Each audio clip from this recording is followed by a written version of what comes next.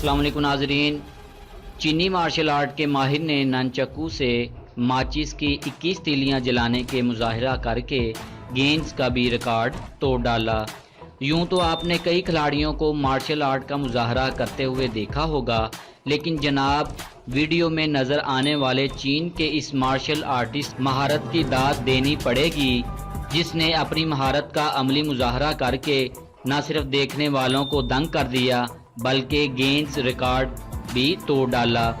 नाजरीन, चीन के शहर शंघाई से ताल्लुक़ रखने वाले शी डैशिंग नामी मार्शल आर्ट के माहिर ने ननचक्कू से 1 मिनट में 21 माचिस की तीलियां जलाकर नया गेंद्स रिकॉर्ड कायम कर दिया है, जिसे बाकायदा तौर पर गिनीज बुक में जल्द रिकॉर्ड किया जाएगा।